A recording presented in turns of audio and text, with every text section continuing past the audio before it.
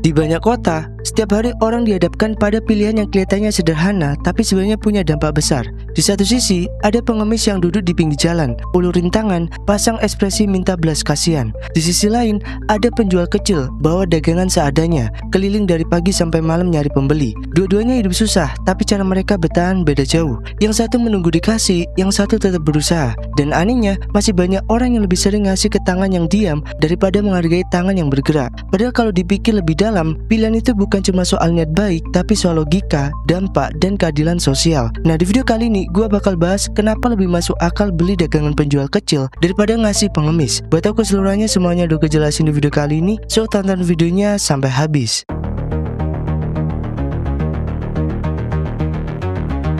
Di jalanan kota-kota besar, setiap hari ada yang dorong gerobak, bawa ember isi gorengan, narik tali pikulan, atau nawarin dagangan kecil-kecilan di trotoar. Mereka bukan orang yang hidupnya enak. Mereka bangun pagi-pagi, sering tanpa sarapan, dan harus jalan kaki berjam-jam buat dapetin pembeli. Mereka juga capek, mereka juga lapar. Tapi satu hal yang bikin mereka beda, mereka masih mau berusaha, masih mau berdiri, masih mau jual sesuatu. Meskipun hasilnya kadang gak sebanding sama tenaga yang dikeluarin. Sementara itu, di tempat yang sama, ada yang duduk diam sambil ulurin tangan, kadang bawa anak kecil, kadang pura-pura sakit. Ada yang emang bener-bener butuh, tapi banyak juga yang setiap hari ngulang hal yang sama. Duduk, minta, terima. Gak ada upaya buat berubah, gak ada usaha buat mandiri. Di sini letak masalahnya. Ketika ada dua orang sama-sama miskin, tapi yang satu masih mau usaha dan yang satu lagi cuma nunggu dikasih, pertanyaannya sederhana. Siapa yang lebih pantas dibantu? Bukan cuma karena dia kasihan, tapi karena dia masih punya kemauan buat berdiri, masih punya harga diri buat jualan. Walaupun kecil-kecilan, itu yang harusnya jadi alasan utama kenapa bantuan lebih layak dikasih ke penjual kecil, bukan ke pengemis. Kalau yang masih mau usaha nggak pernah dibantu, sementara yang duduk minta-minta terus-terusan dikasih, lama-lama sistem sosialnya rusak. Orang jadi mikir, buat apa capek-capek kerja kalau ngemis aja dapat lebih banyak? Buat apa jualan dari pagi kalau duduk di pinggir jalan aja bisa dapat 2 kali lipat? Ini bukan soal kasihan atau nggak kasihan. Ini soal arah berpikir masyarakat. Kalau bantuan dikasih ke yang cuma duduk, kita secara nggak langsung ikut melanggengkan sistem yang bikin orang males usaha. Dan kenyataannya, gak sedikit pengemis yang hasil hariannya lebih besar daripada penjual kecil. Bahkan ada yang bawa pulang ratusan ribu per hari, tanpa keluar tenaga yang banyak. Tapi karena dikasih terus, mereka gak merasa perlu buat berubah.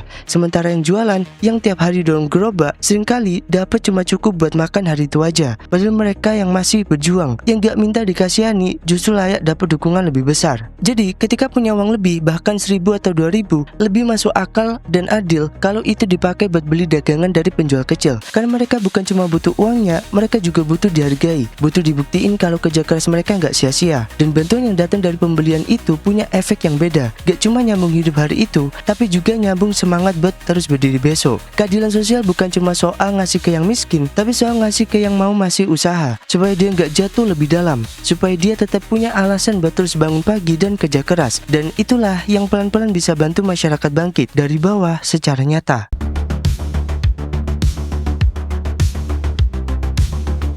Setiap hari, uang yang dikeluarin entah itu 1.000, 2.000, atau 10.000 punya dua kemungkinan. Jadi alat bantu atau sekedar jadi pelampiasan rasa kasihan. Dan pilihan itu tergantung ke siapa uang itu dikasih. Kalau dikasih ke pengemis, uang itu berhenti di situ. Gak ada timbal balik, gak ada nilai tambah, gak ada keberlanjutan. Uang itu cuma lewat, habis, dan hilang. Mungkin dipakai buat makan, mungkin juga buat rokok atau disetor ke orang lain yang lebih kuat posisinya. Tapi kalau uang itu dipakai buat beli dagangan, sekecil apapun, efeknya beda. Ada pertukaran yang sehat, pembeli dapat barang, penjual dapat pemasukan. Ada interaksi ekonomi yang membentuk siklus kecil tapi nyata. Dan dari transaksi itu ada perasaan saling menghargai. Pembeli merasa bantu tanpa harus merasa superior. Penjual dapat uang tanpa merasa direndahkan. Sama-sama diuntungkan, sama-sama dapat nilai. Penjual kecil itu hidup dari uang yang muter. Kalau hari ini ada yang beli, mereka bisa belanja bahan lagi besok, bisa bayar kontrakan, bisa nyiapin dagangan lagi buat lusa. Tapi kalau nggak ada yang beli, mereka nggak punya modal, nggak punya jalan keluar, dan pelan-pelan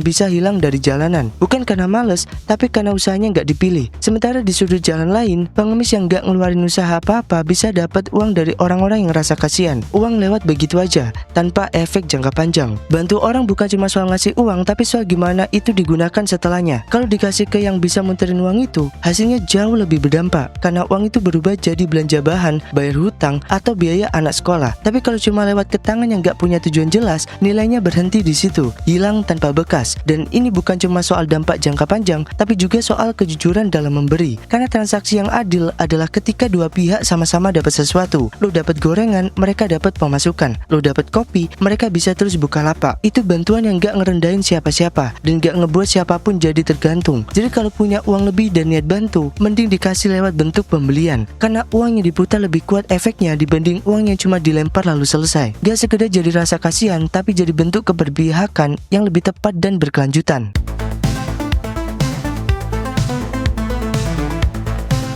Di balik warung kecil, gerobak dorong, atau lapak seadanya di pinggir jalan, ada sistem ekonomi mikro yang pelan-pelan jalan karena mereka. Setiap transaksi yang terjadi di sana, walaupun kecil, punya efek nyata yang nyambung ke banyak hal. Satu pembelian gorengan misalnya, bisa jadi pemasukan buat beli minyak lagi, tepung lagi, bahkan bayar uang sekolah anaknya. Uang yang diterima itu nggak berhenti di satu titik, tapi terus muter, terus dimanfaatin buat produksi ulang. Pedagang kecil itu bukan sekedar cari untung, mereka juga ngasih efek berantai ke lingkungan sekitar. Supplier bahan dagangannya ke bagian order, tukang gas keliling masih punya pelanggan, pasar tradisional tetap hidup. Ada hubungan ekonomi yang terbentuk dari proses dagangan sekecil apapun. Dan itu semua jalan karena satu hal, ada transaksi, ada pembeli yang datang dan ngasih uang lewat sistem ekonomi yang sehat, bukan sistem belas kasihan. Bandingin dengan pengemis, ketika seseorang ngasih uang ke pengemis, prosesnya berhenti di situ. Gak ada barang, gak ada jasa, gak ada pertukaran nilai. Dan di banyak kasus, uang itu dipakai hanya untuk konsumsi sesaat. Gak sedikit juga yang pakai buat hal-hal yang destruktif. Rokok, mabuk, judi, bahkan lebih parah lagi ada struktur bayangan yang ngatur mereka. Uang yang dikumpulin bisa disetor ke koordinator, orang yang nyuruh mereka mangkal di titik tertentu. Jadi pengemisnya nggak sepenuhnya bebas, dan uang yang masuk justru memperkuat jaringan yang eksploitatif. Ini bukan asumsi kosong. Di banyak kota besar, kasus kayak gitu udah sering terjadi.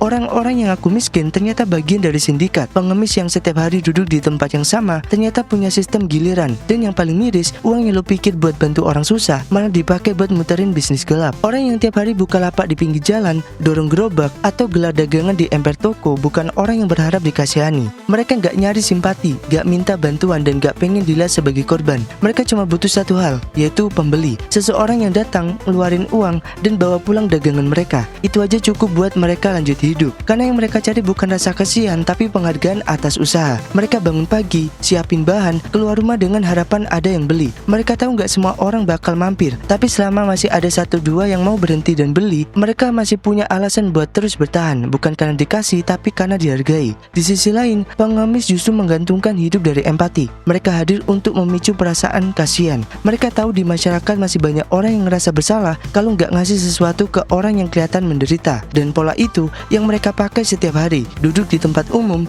ngeluarin ekspresi atau narasi penderitaan, lalu nunggu orang tersentuh dan ngasih uang. Yang jadi masalah adalah ketika bentuk bantuan mulai didominasi oleh rasa kasihan, bukan pertimbangan siapa yang berjuang. Kalau ngasih uang cuma karena nggak enak hati, sementara di sisi lain ada orang yang jualan tapi diabaikan, maka yang diperkuat justru sistem yang gak adil. Yang rajin, yang kerja, yang berusaha, jadi kalah saing sama yang cuma mainin emosi. Penjual kecil nggak pernah ngerendahin dirinya sendiri demi dapat uang. Mereka tahu harga diri mereka ada di apa yang mereka lakukan. Dan ketika seseorang datang lalu beli tanpa banyak basa-basi, mereka nggak cuma dapat uang, tapi juga pengakuan. Pengakuan bahwa kerja mereka dihargai. Dan itu penting, karena manusia nggak cuma butuh makan, tapi juga butuh rasa dihormati. Sementara pengemis, terutama yang udah terbiasa hidup dari simpati, justru makin jauh dari rasa hormat itu. Mereka dapat uang, iya, tapi nggak ada kebanggaan dari proses itu. Gak ada pertukaran yang sehat, gak ada pengakuan atas usaha. Yang ada cuma uang yang dilempar tanpa ikatan apapun. Dan itu yang bikin hubungan antara si pemberi dan si penerima jadi timpang. Beli dagangan dari penjual kecil bukan sekedar transaksi ekonomi, itu bentuk penghormatan. Lo nggak datang sebagai penyelamat, tapi sebagai konsumen yang ngasih ruang bagi orang lain buat bertahan lewat kerja yang nyata. Dan itu yang ngebedain bantuan yang bermartabat dari bantuan yang cuma bentuk rasa kasihan sesaat.